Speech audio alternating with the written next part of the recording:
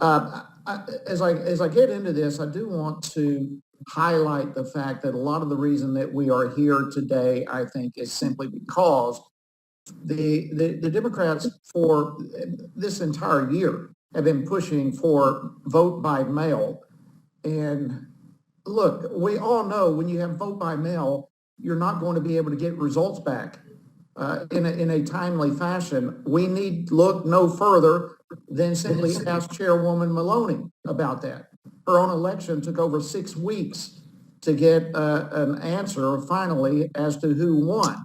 And now we're looking at it on a national basis, and we're here complaining that less than 3 weeks was involved in having a transition with GSA. Well, a lot of that can be attributed to the fact that we've been pushing and accepting across the country vote by mail, which is a disaster on multiple fronts. But rather than focus on the transition that is already underway, I would like to speak to the fact that the majority is holding this hearing because they're frustrated with the fact that states are exercising their right to question and investigate irregularities in this 2020 election. And frankly, I find this to be gross hypocrisy because the Democrats were consistently questioning the results of the 2016 election until recently. In fact, the talk of impeaching President Trump started before he was actually even elected. In April of 2016, Politico posted an article suggesting that Representative Alan Grayson said that Trump's insistence on building a wall on the U.S.-Mexico border could lead down a path of impeachment.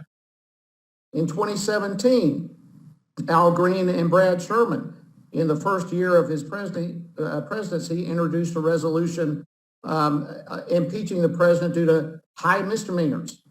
Then there's the whole Russian collusion thing that we've already talked about, a falsely peddled narrative that went on for years and cost the taxpayers tens of millions of dollars. You have Heba Abedin, the sister of Hillary Clinton's top aide, Huma Abedin. She used Facebook to call on the Justice Department to request an audit of the vote of the 2016 election.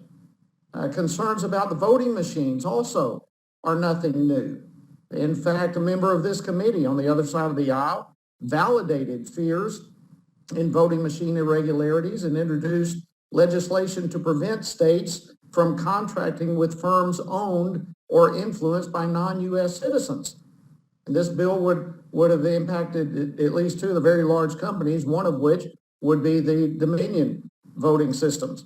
And a Democratic senator in a speech at an election security conference in Washington, D.C., said that the voting machine lobby literally, and this is a quote, literally think they are above the law.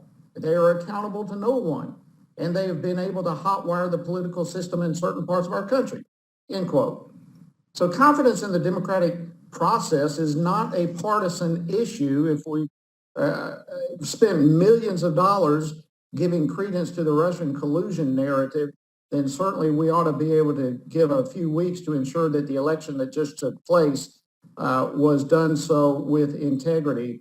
And I would think also that we should be holding legislative investigative hearings to explore the elective irregularities in order to earn back the trust of the American people. I think all of this is extremely important.